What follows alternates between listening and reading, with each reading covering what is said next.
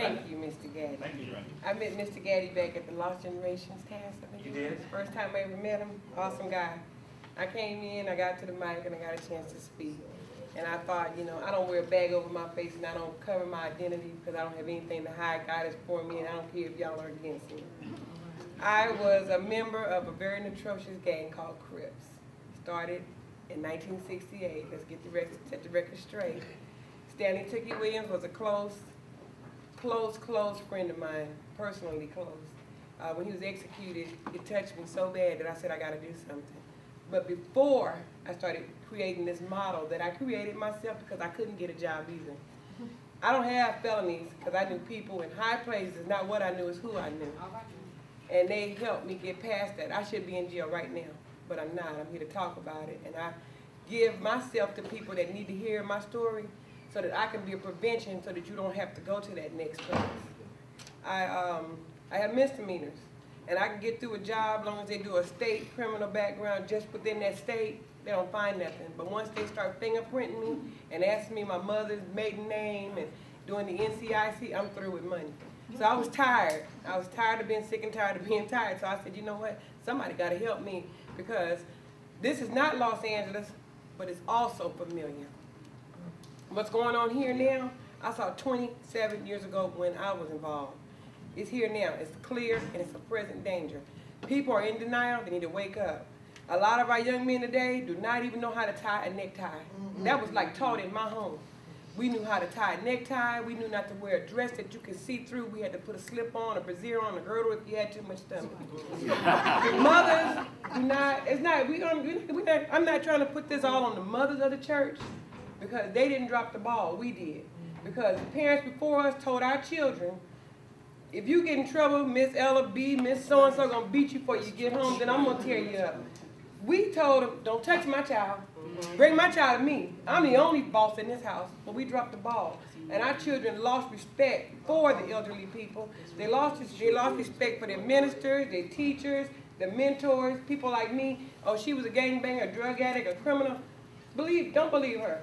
I'm the one you should be listening to because I'm still here to talk about it. A lot of my friends are not here anymore. And that another one bit the dust crap, I don't want to hear it. They're not here. They're not coming back, and they can't come back and tell you anything.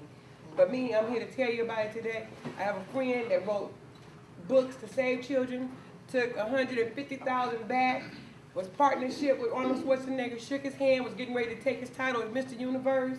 And not just because he was a Crip, he could have been a Blood, a Pyru, or Miami Vice, or whatever.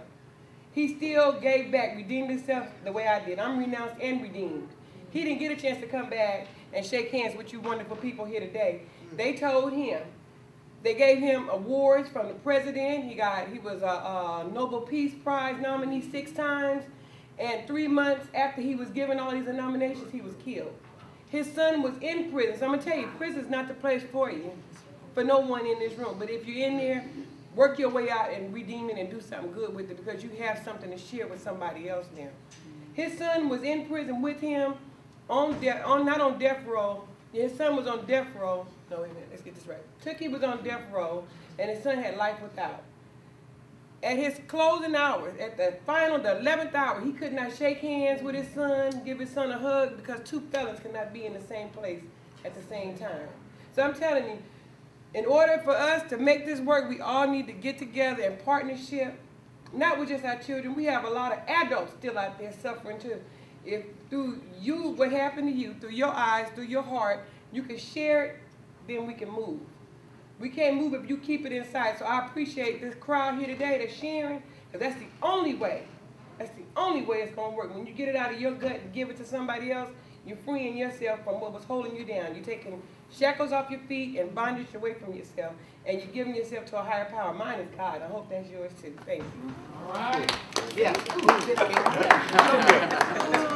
Before you go, Rick, I want to scan the room and come over to Mr. James Robertson. He has to go, and I for sure want you to hear from him before he has to leave, and then we'll come back to you, Rick. Go on. I attest to what you were saying, sister. This is a tough act.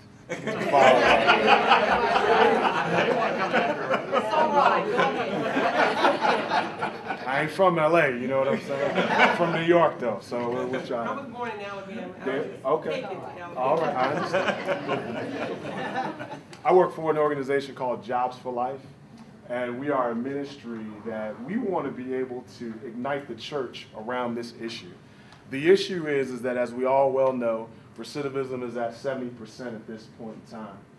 March 20th, there was an article put out by New York Times. What that article stated was that 72% of African American males that do not have a high school degree are not working, or they're not doing anything, they're idle. 72%. 50% that did have a high school degree are still idle as well. That means that on every church, with every corner that's out there, if they are not speaking to the issue of work or joblessness, they are not fulfilling the duty that God has called them to do. So what we feel like God has raised up us as a ministry to do is to be able to get the church to be able to have language around this issue. So what we have done, we've been around for about 10 years. We were once known as the National Jobs Partnership. And we used to go around helping to create 501c3 organizations to be able to do this.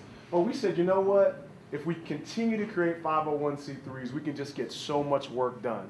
What we want to do is whittle down the work that we're doing and package it in such a way where a church now can be able to utilize it and do everything we want to see done. So we have student workbooks and instructors' guides that deal with the issue of work, but you go through the stories of Jonah, Noah, David, and Joseph.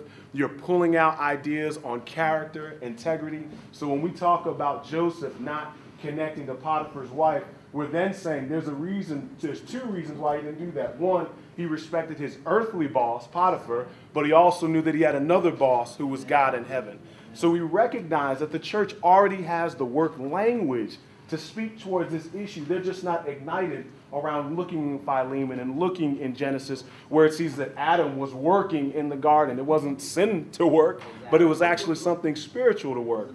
And we believe, come on now, guys. We believe that there's so much language that we have, and we have not spoken it in our church. So what would it look like to have materials to be part of a Christian education dynamic where you're raising youth up in Vacation Bible School, raising them up to understand theology, but also raising them up to see that if someone is disenfranchised, homeless, coming out of prison, they have another chance. Yes. And they can get that chance in the church. And we believe that the church must be ignited around this issue, that God is raising men and women up. So I actually have to go, but what I'm going to do is I'm going to leave a number of my cards here. Our website is jobsforlife.com. We are located here in Raleigh. We ignite churches to be able to run a 16-session class.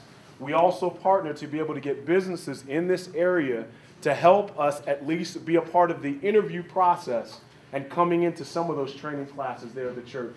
We have one church running some of our classes right now, Wesleyan First Church of Deliverance, over off of New Bern Avenue. Elder Charles Brown is there, and they're doing that now. So they have students in there getting instruction, and they have mentors there as well. And then a business will come in, do a community roundtable, tell them about their business,